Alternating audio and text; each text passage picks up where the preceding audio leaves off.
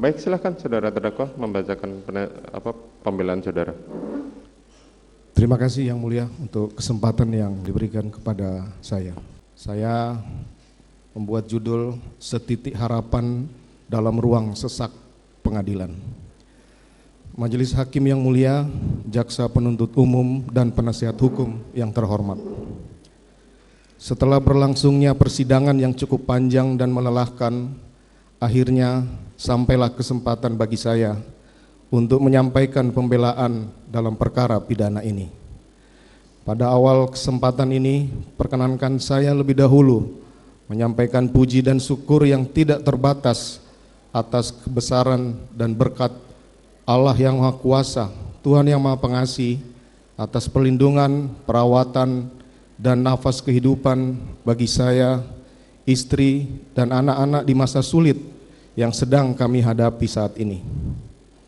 Saya juga mengucapkan terima kasih kepada Yang Mulia Majelis Hakim, Penasihat Hukum, dan Jaksa Penuntut Umum yang dengan penuh kesabaran dan ketelitian telah memeriksa perkara ini semata-mata untuk menggali dan menemukan kebenaran material yang begitu penting untuk menentukan keputusan yang adil bagi semua pihak, tidak terkecuali bagi saya selaku terdakwa. Majelis Hakim yang mulia, Jaksa Penuntut Umum, dan Penasihat Hukum yang terhormat. Nota pembelaan ini awalnya hendak saya beri judul Pembelaan yang Sia-sia, karena di tengah hinaan, caci maki, olok-olok serta tekanan luar biasa dari semua pihak terhadap saya dan keluarga dalam menjalani pemeriksaan dan persidangan perkara ini, acap kali membawa saya dalam keputusasaan dan rasa frustasi. Berbagai tuduhan bahkan vonis telah dijatuhkan kepada saya sebelum adanya putusan majelis hakim. Rasanya tidak ada ruang sedikit pun untuk menyampaikan pembelaan, bahkan sepotong kata pun tidak pantas untuk didengar lagi, dipertimbangkan dari seorang terdakwa seperti saya. Selama 28 tahun saya bekerja sebagai aparat penegak hukum dan menangani berbagai perkara kejahatan termasuk pembunuhan. Belum pernah saya menyaksikan tekanan yang begitu besar terhadap seorang terdakwa sebagaimana yang saya alami hari ini. Saya nyaris kehilangan hak sebagai seorang terdakwa untuk mendapatkan pemeriksaan yang objektif, dianggap telah bersalah sejak awal pemeriksaan dan haruslah dihukum berat tanpa perlu mempertimbangkan alasan apapun dari saya sebagai terdakwa. Media framing dan produksi hoaks terhadap saya sebagai terdakwa dan keluarga secara intens terus dilancarkan sepanjang pemeriksaan. Berikut tekanan massa baik di dalam maupun di luar persidangan yang kemudian telah mempengaruhi persepsi publik, bahkan mungkin mempengaruhi arah pemeriksaan perkara ini, mengikuti kemauan sebagian pihak, termasuk juga mereka yang mencari popularitas dari perkara yang tengah saya hadapi. Saya tidak memahami bagaimana hal tersebut terjadi, sementara prinsip negara hukum yang memberikan hak atas jaminan, perlindungan, dan kepastian hukum yang adil serta perlakuan yang sama bagi semua warga negara di mata hukum masih diletakkan dalam konstitusi negara kita. Demikian pula prinsip praduga tidak bersalah atau presumption of innocence yang seharusnya ditegakkan berdasarkan artikel 11 Deklarasi Universal Hak Asasi Manusia, artikel 14 ICCPR, serta penjelasan umum butir ketiga huruf C KUHP. Demikian pula pasal 8 ayat 1 Undang-Undang Nomor 48 Tahun 2009 tentang kekuasaan kehakiman yang menegaskan bahwa setiap orang yang dituntut dan dihadapkan di muka sidang pengadilan wajib dianggap tidak bersalah sampai adanya putusan pengadilan yang menyatakan kesalahannya. Majelis Hakim yang mulia, jaksa penuntut umum, dan penasihat hukum yang terhormat. Sejak awal saya ditempatkan sebagai terperiksa dalam perkara ini, beragam tuduhan telah disebarluaskan di media dan masyarakat, seolah saya adalah penjahat terbesar sepanjang sejarah manusia. Saya telah dituduh secara sadis melakukan penyiksaan terhadap almarhum Yosua sejak Magelang. Begitu juga tudingan sebagai bandar narkoba dan judi, melakukan perselingkuhan dan menikah sirih dengan banyak perempuan, perselingkuhan istri saya dengan Joshua dan Kuat, melakukan LGBT, memiliki bunker yang penuh dengan uang, sampai dengan penempatan uang ratusan triliun dalam rekening atas nama Yosua, yang kesemuanya adalah tidak benar. Saya ulangi, semuanya tuduhan itu adalah tidak benar. Dan tuduhan tersebut telah sengaja disebarkan untuk menggiring opini yang menyeramkan terhadap diri saya, sehingga hukuman paling berat harus dijatuhkan tanpa perlu mendengarkan dan mempertimbangkan penjelasan dari seorang terdakwa seperti saya. Majelis Hakim yang mulia, dalam satu kesempatan di awal persidangan, bahkan penasihat hukum pernah menunjukkan sebuah video viral di masyarakat yang menggambarkan prosesi eksekusi mati terhadap diri saya sebagai terdakwa. Padahal persidangan pun masih berjalan dan jauh dari putusan pengadilan. Nampaknya berbagai prinsip hukum telah ditinggalkan dalam perkara ini, di mana saya duduk sebagai terdakwa. Tidak dapat saya bayangkan bagaimana saya dan keluarga dapat terus melanjutkan dan menjalani kehidupan sebagai seorang manusia, juga sebagai warga masyarakat, dengan berbagai tuduhan keji yang melekat sepanjang perjalanan hidup kami. Meski demikian, istri, keluarga, terkhusus anak-anak, dengan penuh kasih dan kesabaran tidak pernah berhenti untuk menguatkan dan meyakinkan bahwa harapan keadilan masih ada walaupun hanya setitik saja. Karenanya saya tidak boleh berhenti menantikan keadilan. Harapan akan keadilan itu mengalir pada persidangan yang mulia ini dan akan bermuara pada kebijaksanaan majelis hakim dalam putusannya.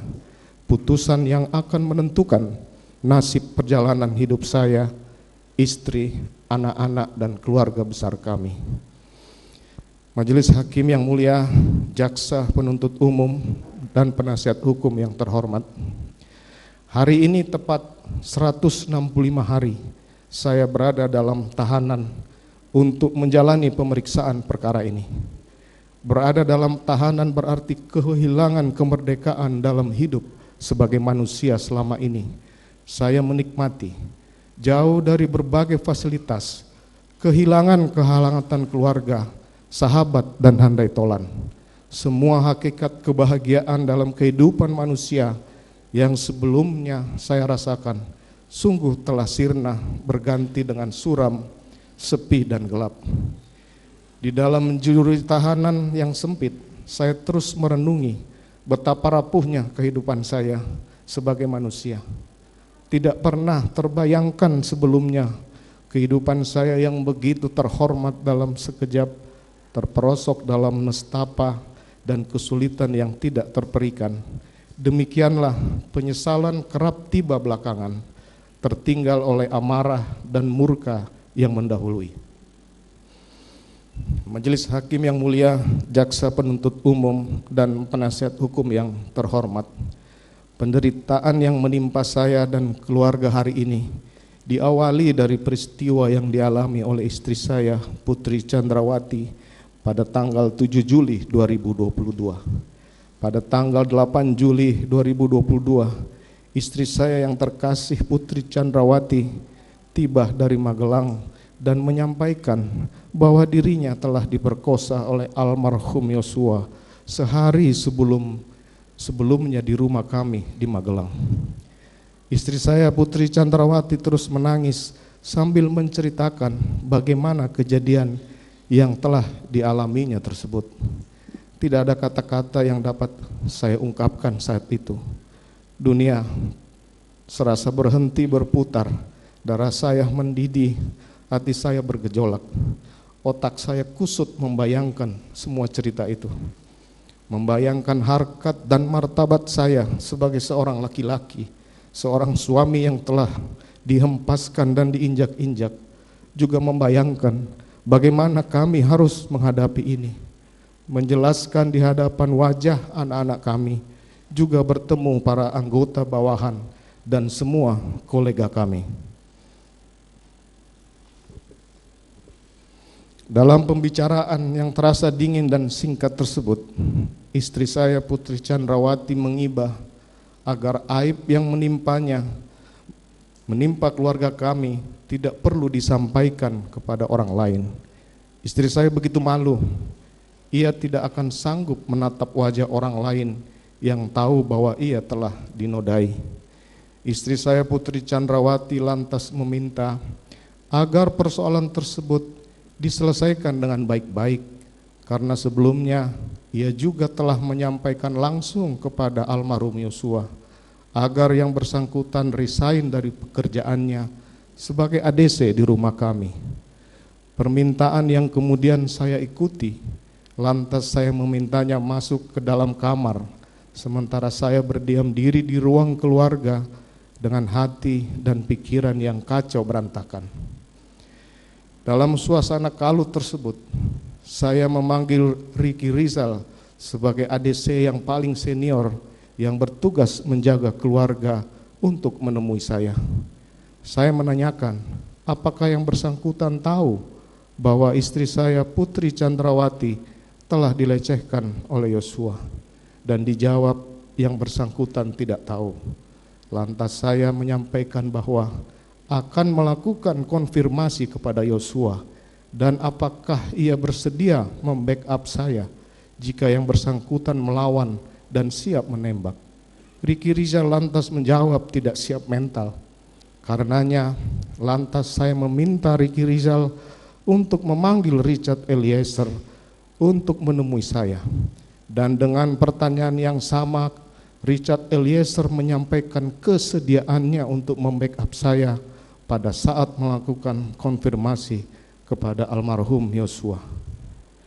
Majelis Hakim yang mulia, pada saat pembicaraan dengan Ricky Rizal maupun Richard Eliezer di Saguling, sama sekali tidak ada rencana maupun niat yang saya sampaikan untuk membunuh Yosua, sebagaimana yang dituduhkan penuntut umum dalam surat tuntutannya yang hanya bersandar pada keterangan terdakwa Richard Eliezer. Demikian pula keterangan tunggal dari terdakwa Richard Eliezer yang menjelaskan bagaimana saya memberikan kotak peluru kepadanya, menggunakan sarung tangan, juga menyebutkan mengenai pembicaraan CCTV yang semua keterangan tersebut tidak benar, tidak ada dalam fakta, dan tidak berkesesuaian dengan bukti-bukti di persidangan. Meskipun benar saya telah meminta backup untuk mengantisipasi kemungkinan perlawanan dari Yosua, namun maksud yang saya sampaikan adalah semata-mata melakukan konfirmasi terhadap Yosua atas peristiwa yang telah dialami oleh istri saya, Putri Chandrawati, sebagaimana fakta tersebut telah dibenarkan oleh saksi Ricky Rizal dan saksi lainnya. Selanjutnya, untuk kepentingan isolasi yang biasa dilakukan oleh keluarga kami setelah dari luar kota, istri saya Putri Chandrawati berpamitan lalu menyampaikan bahwa saya akan melakukan konfirmasi kepada Yosua nanti malam setelah istri saya isolasi dan saya selesai kegiatan di Depok. Dan kemudian ia berangkat menuju rumah dinas Duren 3, sementara saya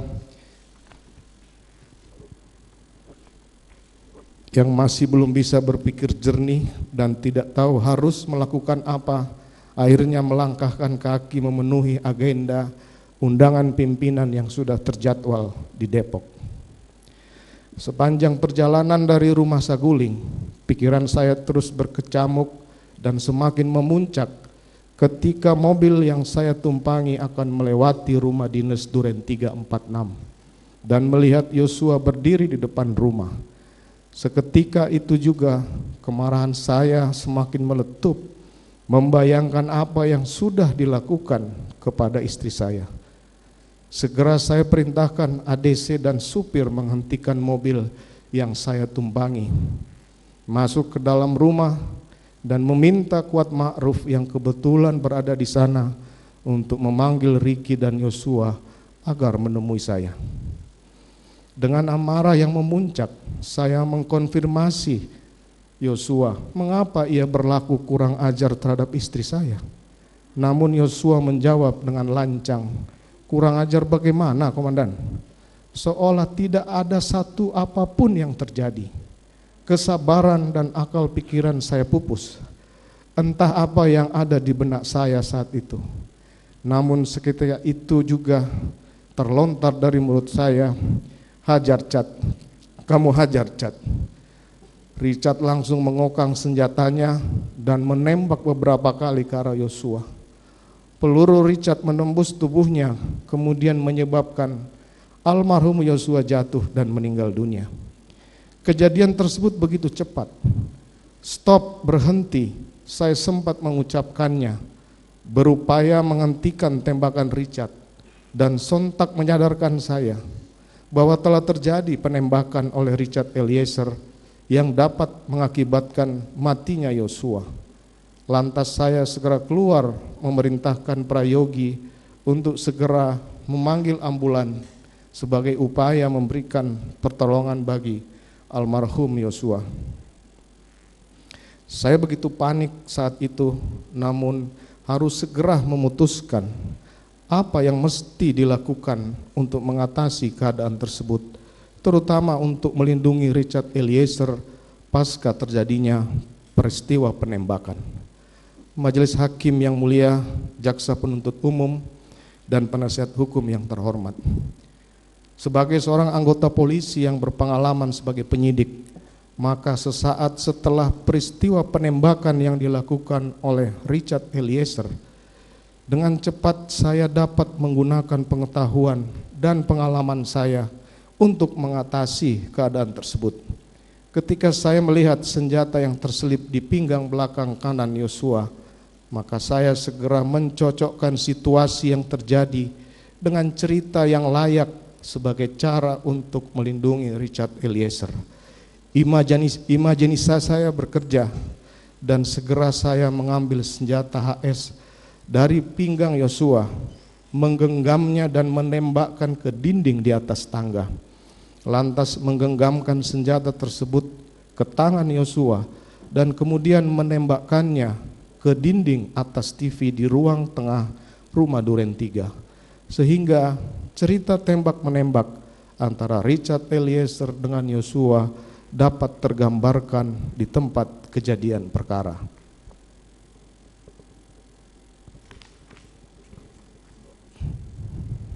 Selanjutnya, saya meminta Prayogi untuk memanggil ambulans untuk menolong almarhum Yosua. Lalu saya segera memeriksa keadaan istri saya, Putri Chandrawati, yang berada di dalam kamar. Membuka pintu kamar yang tertutup dan menemukan dalam keadaan menangis ketakutan. Saya mendekapnya untuk menutup wajahnya agar tidak melihat keadaan di sekitar dan menarik tubuhnya untuk meninggalkan rumah Duren 3 untuk dibawa ke rumah Saguling. Majelis Hakim yang mulia, Jaksa Penuntut Umum, dan penasihat hukum yang terhormat. Cerita tidak benar mengenai tembak-menembak tersebut saya susun setelah Richard Eliezer menembak Yosua. Cerita tersebut bersandar pada pemahaman saya atas peraturan Kapolri nomor 1 tahun 2009 tentang penggunaan kekuatan dalam tindakan kepolisian. Penggunaan kekuatan dapat dilakukan oleh anggota Polri apabila terdapat ancaman kepada diri sendiri maupun orang lain, sehingga saat itu cerita tembak-menembak antara Richard dengan Yosua untuk melindungi istri saya yang dilecehkan di rumah Duren 3 dapat menjadi alasan yang masuk akal untuk melindungi Richard dari pertanggungjawaban pidana. Bangunan cerita di Duren 3 tersebut saya susun sendiri setelah terjadinya peristiwa penembakan terhadap Yosua, sehingga sama sekali tidak benar keterangan Richard Eliezer di depan persidangan yang menyampaikan bahwa cerita tersebut saya sampaikan kepada dirinya di rumah Saguling sebelum peristiwa tembak-menembak terjadi. Adalah tidak mungkin jika saya membuat cerita sebagai bagian dari rencana pembunuhan seperti disampaikan Richard, karena faktanya saya tidak pernah berkomunikasi dengan Kuat Ma'ruf, juga tidak ada menceritakan soal skenario tersebut kepada Ricky Rizal dan istri saya Putri Chandrawati sebelum terjadinya penembakan tersebut.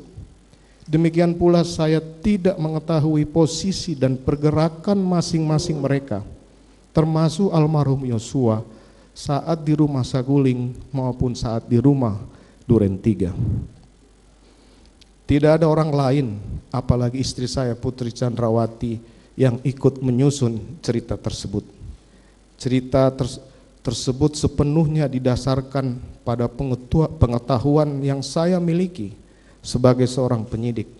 Sementara istri saya Putri Chandrawati, juga Kuat Ma'ruf, Ricky Rizal, bahkan Richard jelas sama sekali tidak memiliki pengetahuan dan pengalaman di bidang tersebut. Justru pada tanggal 9 Juli 2022, istri saya Putri Chandrawati sangat marah setelah saya menyampaikan cerita tembak-menembak yang melibatkan istri saya sebagai korban pelecehan di Duren 3. Juga terutama karena sebelumnya ia telah meminta kepada saya agar permasalahan dengan Yosua diselesaikan dengan baik-baik. Cerita tembak-menembak tersebut baru saya sampaikan kepada Richard Eliezer pasca terjadinya peristiwa penembakan Yosua. Setelah memerintahkan Ricky Rizal mengantar istri saya kembali ke rumah Saguling, kemudian saya masuk kembali menemui Richard Eliezer untuk menjelaskan cerita tembak-menembak tersebut dengan maksud untuk dijelaskan kepada penyidik apabila kemudian menghadapi pemeriksaan. Cerita tembak-menembak juga baru saya jelaskan kepada Kuat Ma'ruf dan Ricky Rizal ketika saya menemui mereka saat pemeriksaan di Biro Provos Mabes Polri. Di dalam cerita tersebut saya sampaikan bahwa saya tidak berada di TKP pada saat tembak-menembak terjadi. Saya tiba saat peristiwa telah selesai. Cerita tidak benar tersebut yang belakangan terungkap setelah diputarnya kopi rekaman CCTV di depan pos Satpam rumah Duren 3 oleh penyidik Polri. Sebelumnya, untuk mendukung cerita tersebut, pada tanggal 13 Juli 2022, saya telah memerintahkan salah satu anggota kepolisian untuk merusak laptop dan flash disk yang berisi kopi rekaman CCTV di depan pos Satpam rumah Duren 3. Tindakan tersebut kemudian telah menyeret sebagian anggota Polri yang melaksanakan perintah tersebut dalam pemeriksaan kode etik, pidana, dan diberhentikan sebagai anggota Polri. Dampak tersebut tidak pernah saya bayangkan. Sementara institusi Polri juga tidak mengindahkan penjelasan dan permohonan maaf yang saya sampaikan pada setiap pemeriksaan, bahwa semua anggota Polri tersebut tidak bersalah karena mereka telah mendapatkan informasi dan fakta yang keliru, juga menjalankan perintah saya yang keliru. Majelis Hakim yang mulia, jaksa penuntut umum dan penasihat hukum yang terhormat, sungguh setiap waktu rasa bersalah dalam diri saya tidak pernah berhenti. Penyesalan mendalam atas timbulnya korban Yosua, atas luka bagi keluarga yang ditinggalkan.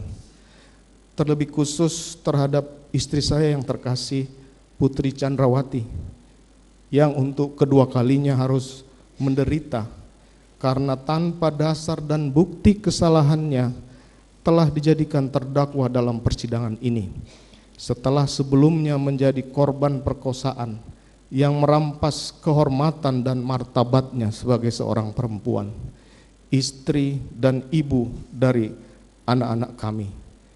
Tidak bisa saya bayangkan bagaimana hancur dan sakitnya perasaannya. Kiranya Tuhan sajalah yang selalu menguatkan dan menghiburnya. Saya sungguh menyesali bahwa peristiwa pembunuhan yang terjadi terhadap almarhum Yosua telah menyeret mereka yang tidak terlibat dan tidak bersalah ke dalam ruang persidangan pidana. Mereka dituntut atas perbuatan dan kesalahan yang tidak mereka ketahui. Penyesalan yang teramat dalam juga terhadap Kuat Ma'ruf dan Ricky Rizal sebagai orang-orang yang baik yang telah didudukkan sebagai terdakwa tanpa tahu apa kesalahannya. Juga terhadap Richard Eliezer yang harus menghadapi situasi ini. Saya bersalah dan menyesal karena amarah dan emosi telah menutup logika berpikir saya. Saya lupa bahwa saya seorang Inspektur Jenderal Polisi dan pejabat utama Polri yang tidak pantas melakukan hal tersebut. Selama 28 tahun saya tidak pernah lelah mendedikasikan diri bagi Polri yang selalu saya cintai. Dalam banyak penugasan sebagai seorang polisi, acap kali saya harus meninggalkan istri dan anak-anak semata-mata untuk memberikan dedikasi terbaik bagi kepolisian, masyarakat, nusa dan bangsa. Sebagai anggota Polri, saya tidak pernah melakukan pelanggaran pidana, pelanggaran disiplin maupun kode etik, bahkan telah menerima bintang Bayangkara Pratama dari Bapak Presiden yang membuktikan dharma bakti saya bagi Polri yang tanpa cacat dan celah selama berdinas. Majelis Hakim yang mulia, jaksa penuntut umum dan penasihat hukum yang terhormat. Akhirnya di tengah persidangan yang begitu sesak dan penuh tekanan ini, saya kembali menyampaikan permohonan maaf yang mendalam kepada keluarga korban almarhum Yosua, kepada Bapak Presiden Republik Indonesia dan seluruh jajarannya, kepada Bapak Kapolri dan Kepolisian Republik Indonesia yang sangat saya cintai, kepada masyarakat Indonesia yang telah terganggu dengan peristiwa ini. Saya juga meminta maaf sujud kepada istri saya yang terkasih Putri Chandrawati dan anak-anak. Saya telah lalai menjalankan tugas sebagai seorang suami, sebagai seorang ayah yang baik. Semoga Tuhan mengampuni saya dan kiranya Ia selalu memberikan keteguhan dan kekuatan kepada kalian. Selanjutnya, melalui pembelaan ini, saya mohon kepada majelis hakim yang mulia berkenan memberikan keputusan yang adil berdasarkan hukum dan penilaian objektif atas fakta dan bukti yang telah dihadirkan di persidangan ini dengan mempertimbangkan yang pertama, bahwa sejak awal saya tidak merencanakan pembunuhan terhadap korban Yosua karena peristiwa tersebut terjadi begitu singkat dan diliputi emosi, mengingat hancurnya harkat martabat saya juga istri saya yang telah menjadi korban perkosaan. Kedua, dalam pemeriksaan saya telah berupaya menyajikan semua fakta yang saya ketahui, termasuk mendorong saksi atau terdakwa lain sebagaimana dalam keterangan Kuat Ma'ruf untuk mengungkap skenario tidak benar pada pemeriksaan di tingkat penyidikan. Ketiga, saya telah mengakui cerita tidak benar mengenai tembak-menembak di rumah Duren 3. Keempat, saya telah menyesali perbuatan saya, meminta maaf dan siap bertanggung jawab sesuai perbuatan dan kesalahan saya.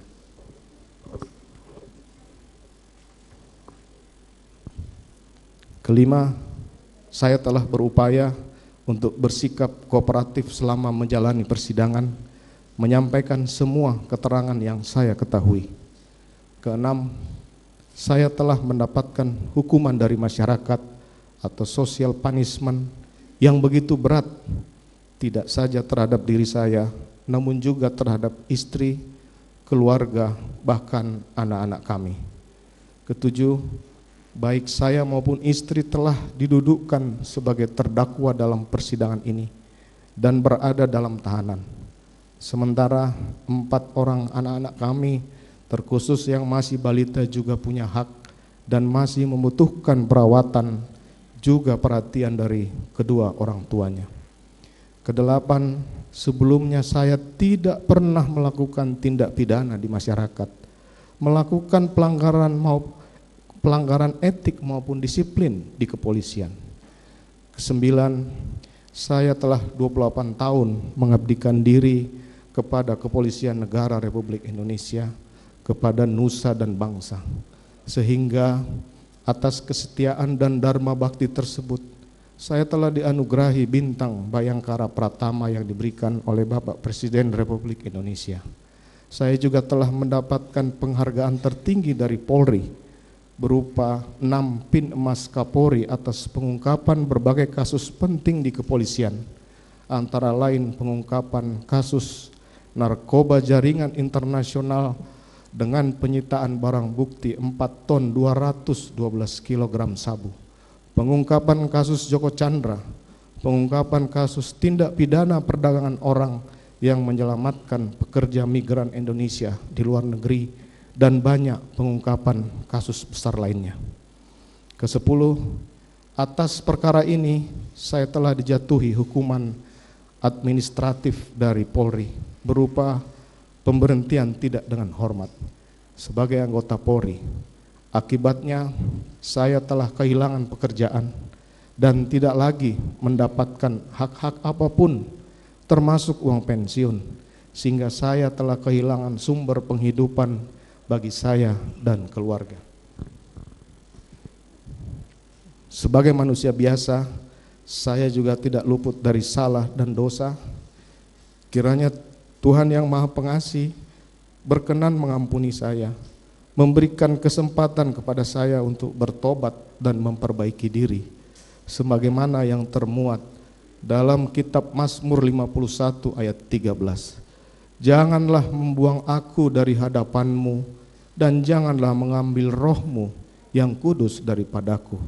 Demikian pula termuat dalam Wahyu 3 ayat 19. Barang siapa ku kasihi, ia ku tegur dan ku hajar.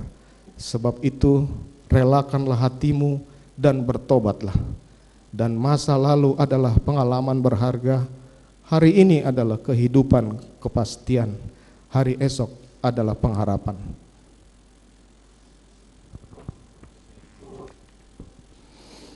Demikian nota pembelaan pribadi ini saya sampaikan. Semoga dapat menjadi pertimbangan yang adil bagi yang mulia majelis hakim dalam memutuskan perkara ini di tengah desakan dan sesaknya ruangan persidangan ini. Terima kasih yang mulia. Makobrimob 24 Januari 2023.